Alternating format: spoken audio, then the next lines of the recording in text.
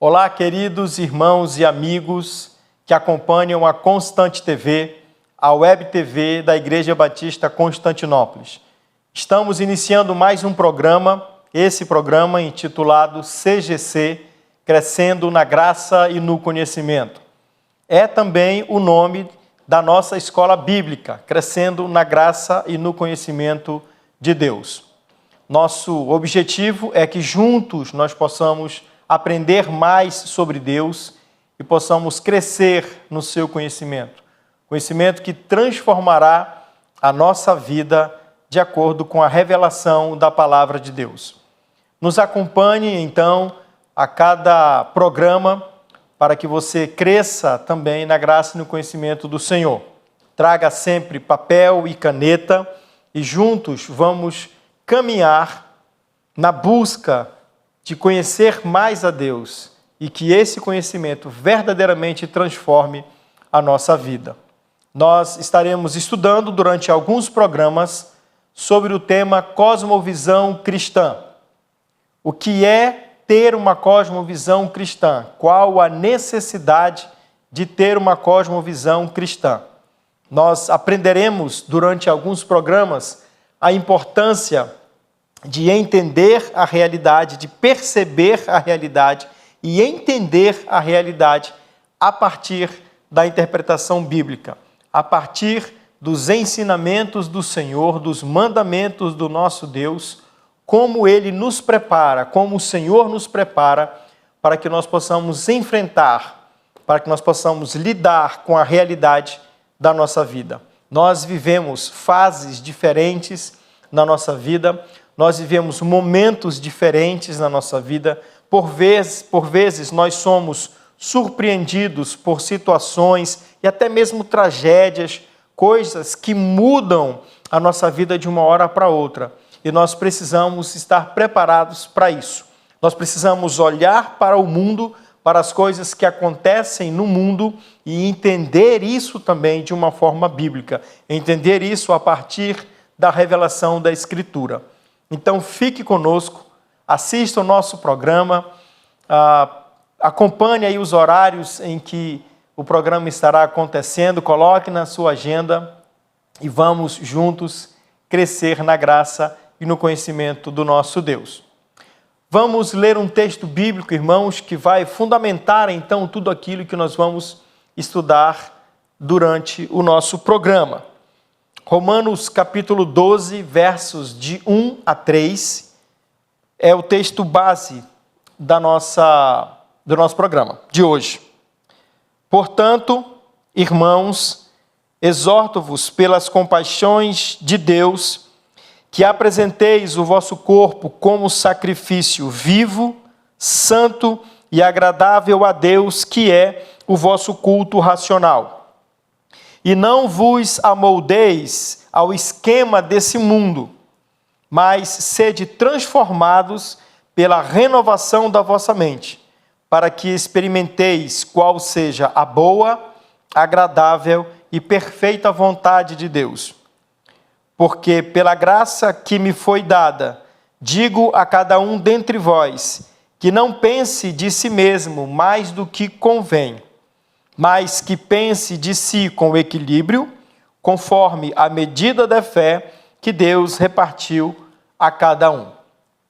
O apóstolo Paulo tem uma preocupação honesta, sincera, com os crentes da igreja de Roma, com os crentes em geral do primeiro século, para que esses crentes pensassem conforme a Escritura, para que esses crentes interpretassem o mundo a partir da revelação do Evangelho e que não fossem moldados no seu viver pelo mundo, mas que, com a mente de Cristo, com a mente transformada, pudessem então interpretar todos os fatos relativos à nossa vida. Nós vamos observar nesses dias, queridos, que os crentes que viviam no primeiro século não eram diferentes de nós e nem nós somos diferentes deles. Eles viviam num mundo caído, num mundo impregnado por uma cultura que era contrária à realidade de Deus, que era contrária à revelação de Deus, e nós também vivemos num mundo cada vez mais evoluído, né, com um pensamento que se desenvolveu, que avançou e que acabou se formando, se concentrando em realidades totalmente contrárias à revelação da Escritura. E como nós devemos nos comportar então, irmãos, vivendo no mundo como nós vivemos, no mundo caído, no mundo pervertido, no mundo que não ama a Deus, pelo contrário, odeia a Deus, e como nós vivemos num mundo com uma cultura que reflete tudo isso. Nós precisamos viver nesse mundo e precisamos ser relevantes nesse mundo. Nós precisamos alcançar as pessoas, nós precisamos amar as pessoas, e para alcançá-las com o verdadeiro evangelho, e para amá-las de verdade, nós precisamos pensar e interpretar os fatos da vida e a realidade de acordo com a Escritura. Nós não podemos ser tomados pelo pensamento do mundo, nós não podemos abraçar a filosofia do mundo, porque se for assim, nós não conseguiremos mostrar o poder transformador do Evangelho, o poder que primeiramente nos transformou e pode também transformar a vida das pessoas. Nesse sentido, queridos, os crentes podem cometer dois erros que nós vemos comumente acontecendo. O primeiro deles é com relação à cultura, né? É de uma anorexia cultural. O que é isso? É o abandono ou afastamento e a alienação total da cultura presente, fazendo com que nós nos distanciemos das pessoas, onde tudo que acontece é pecado, onde tudo que acontece no mundo é pecado. E aí, então, nós não podemos aproveitar nada do mundo, não podemos viver nada desse mundo, e aí nos afastamos das pessoas e podemos correr o risco de viver de uma forma totalmente alienada à cultura. O outro momento, ou a outra ponta dessa questão, né, o outro extremo disso é a glutonaria, aquilo que se chama de glutonaria cultural, que é o quê? O envolvimento indiscriminado e sem critérios com a cultura, a absorção de valores culturais do mundo sem que sejam filtrados pela palavra de Deus, sem que sejam interpretados pela palavra de Deus, sem nenhuma crítica da Escritura. E aí corremos o risco também de abraçar toda a cultura do mundo e assim nos distanciarmos do Senhor. E assim também não sermos bênção para as pessoas, não sermos capazes de mostrar que o Evangelho é verdadeiramente transformador. Se vivemos como vivem as pessoas do mundo, então que poder transformador tem o Evangelho do Senhor Jesus Cristo? Nós precisamos enxergar o mundo e a cultura presente no mundo a partir das lentes de Deus. E precisamos ser agentes transformadores dessa cultura. Precisamos nos comportar como aqueles que conhecem a verdade de Deus e estão dispostos a viver essa realidade nesse mundo, nessa era, mostrando aquilo que não agrada verdadeiramente a Deus e por que não agrada e por que essas coisas devem ser abandonadas e seguir a cultura cristã, seguir a verdade do Evangelho, fazendo com que as pessoas também queiram seguir a Jesus pelo nosso exemplo. Então, a nossa tarefa, ela não é fácil, nós temos um grande desafio para vencer, mas precisamos entender, irmãos, como a cosmovisão, ela define realmente como nós vivemos no mundo. Tá? Todas as pessoas, todos nós, de maneira consciente ou não, nós vivemos de acordo com determinada cosmovisão. Tá? Cosmovisão, irmãos, é essa interpretação dos fatos e da realidade. A nossa cosmovisão ela é formada por uma série de fatores, né? Por uma série de coisas que vão montando a cosmovisão que nós temos. Uma delas, por exemplo, é a nossa criação, a educação que nós recebemos dos nossos pais. essa educação e essa criação, ela com certeza tem coisas boas, mas também tem coisas ruins. Então, quando nós recebemos essa herança cultural dos nossos pais, isso é a base ali da nossa interpretação do mundo, né? E nós comumente vemos isso acontecendo nos nossos relacionamentos mais próximos, com esposa, com filhos, né? E muitas vezes algumas atitudes nós justificamos como tendo recebido dos nossos pais. Eu fui criado dessa forma, da minha família sempre foi assim. Ou seja, nós entendemos a realidade presente, entendemos os fatos que nos cercam a partir dessa formação de cosmovisão. E que recebemos grande influência, então, da criação dos nossos pais, da educação que nós recebemos deles. Também recebemos conceitos, opiniões e posicionamentos de outras pessoas, que vão também formando a nossa cosmovisão cristã, como, por exemplo, na escola. Nós ouvimos os nossos professores, nós vamos aprendendo com eles, não só aquilo que eles ensinam, mas a forma como eles pensam, a forma como eles também se comportam e as opiniões que eles têm a respeito das coisas. E também pela nossa própria experiência pessoal. Conforme nós vamos crescendo e nos desenvolvendo, nós vamos também adquirindo nossas próprias experiências. E essas coisas vão então compondo a nossa cosmovisão a respeito da vida. Nem sempre é uma cosmovisão cristã. Acreditem, irmãos, infelizmente, muitas pessoas que estão na igreja, que frequentam igrejas tradicionais, têm uma cosmovisão que não é uma cosmovisão cristã. E vivem por essa cosmovisão.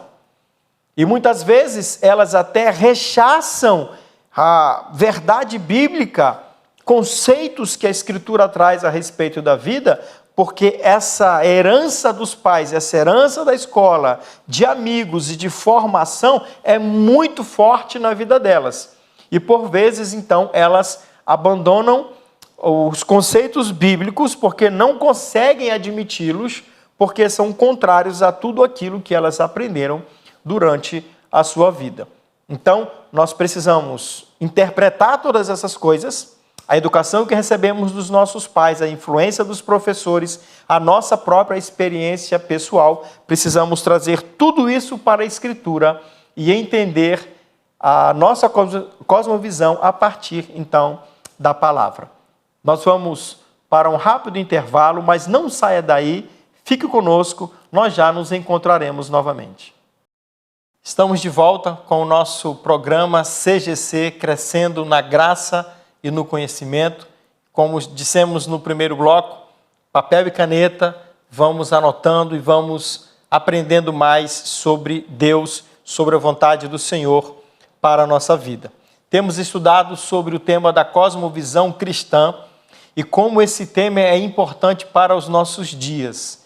Como nós precisamos aprender a entender os fatos da vida a partir da verdade bíblica, a partir dos conceitos revelados na palavra de Deus. Nós terminamos observando que a nossa cosmovisão ela é formada, entre outros fatores, pela herança cultural que recebemos dos nossos pais, da nossa família, e nisso nós somos muito diferentes, né? Cada um de nós tem famílias totalmente diferentes e é muito interessante quando nós vemos isso com novos casais, né? Pessoas que estão pretendendo casar, estão noivos e precisam entender as suas famílias porque passarão a conviver com elas e muitas famílias são absolutamente diferentes, né? Umas das outras. Então essa cultura familiar, essa herança familiar, ela é muito importante na formação da nossa cosmovisão. Também as informações que nós recebemos de outras pessoas, como os nossos professores, como pessoas que nos ajudam na nossa formação, elas também ajudam a formar a nossa cosmovisão cristã. E as nossas próprias experiências pessoais, né, ajudam a formar a nossa cosmovisão. E o ideal é que O certo é que a nossa cosmovisão seja verdadeiramente uma cosmovisão cristã. O primeiro teólogo a usar esse termo foi James Orr, e ele diz o seguinte: a cosmovisão é a perspectiva mais abrangente que a mente humana pode ter das coisas ao seu redor, em um esforço de conscientemente agrupá-las a partir de uma filosofia ou teologia específica. Ou seja, o que esse teólogo nos ensina é que cada um de nós tem, irmãos, essa perspectiva mais abrangente da nossa realidade, das coisas que estão acontecendo ao nosso redor. E nós nos esforçamos para organizar isso de maneira consciente, organizar isso, né, a partir de uma filosofia ou de uma teologia específica. E aí cada um de nós pode interpretar fatos da vida de maneira diferente. E isso invade todas as áreas da nossa vida. Invade o nosso casamento, a nossa profissão, a nossa interpretação de fatos políticos, de questões políticas e a própria teologia. Nós podemos seguir teologias diferentes a partir dessa cosmovisão e de como ela nos influencia. Nós queremos aprender, então, a partir dos conceitos bíblicos, transformar a nossa cosmovisão para que sigamos realmente o que a Escritura diz, para que sejamos verdadeiramente discípulos do Senhor Jesus. Então, a cosmovisão, ela é semelhante a uma lente intelectual através da qual nós enxergamos o mundo. Nós enxergamos o mundo de maneira diferente. E precisamos enxergar, então, o mundo a partir da Escritura. Por isso que Paulo escreve em Romanos capítulo 12, nos versos 1 a 3, como nós já lemos: não devemos nos amoldar ao esquema desse mundo, mas devemos ser transformados pela renovação da nossa mente, para que nós possamos experimentar a vontade do Senhor, que é boa, perfeita e agradável. Então, recebendo todas essas informações e agora conhecendo a verdade do Evangelho, nós precisamos confrontar tudo isso com os conceitos bíblicos.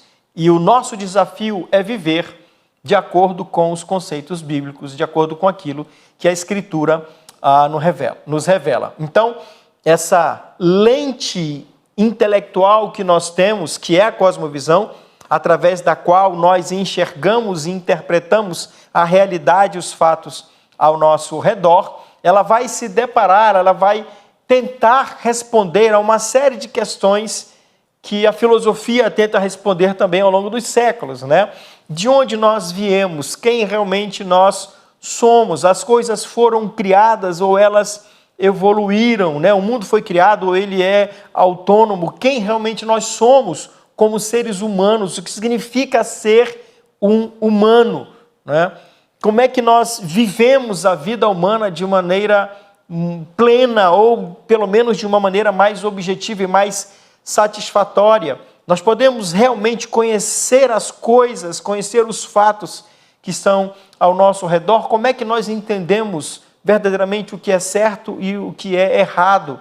De onde vêm as nossas noções de ética? Então, são algumas das questões que a nossa cosmovisão tenta, então, responder e pelas quais nós devemos, então, trabalhar de acordo com a verdade bíblica. Nós entendemos, então, queridos, para que a nossa cosmovisão seja bíblica, existem alguns pressupostos. E nós vamos trabalhar alguns desses pressupostos agora. O primeiro deles é com relação ao teísmo cristão.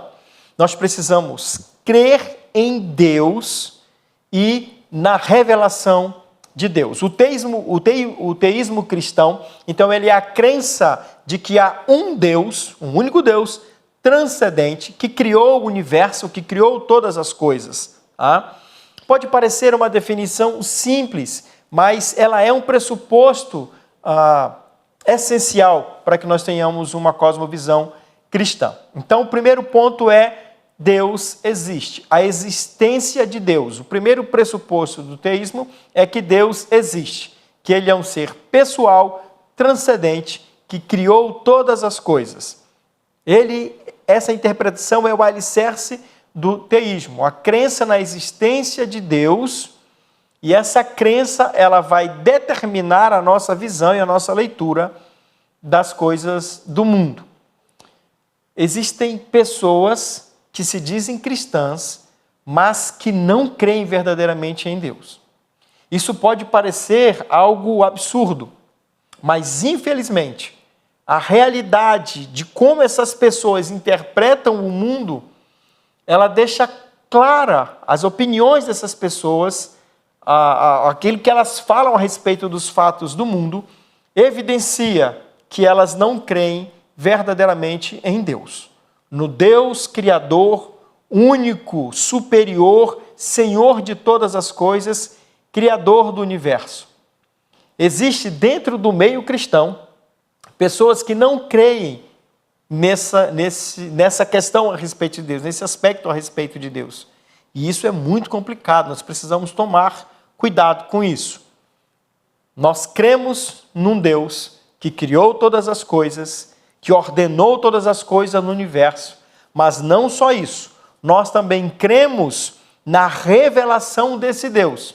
Esse Deus se revelou aos homens, esse Deus se revelou às pessoas. Esse Deus que nós cremos, o Deus cristão, ele se revela.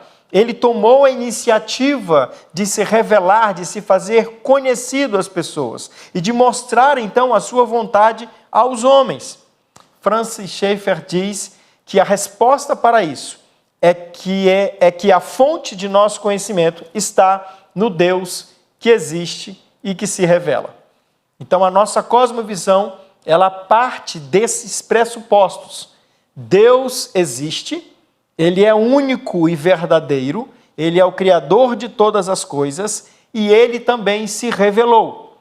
Esse Deus se revelou através da natureza, como nos ensina o salmista no Salmo 19, ele se revelou através da natureza, através das coisas criadas, mas ele também se revelou de maneira específica e especial através da Escritura. Nós cremos na Bíblia como sendo a revelação de Deus.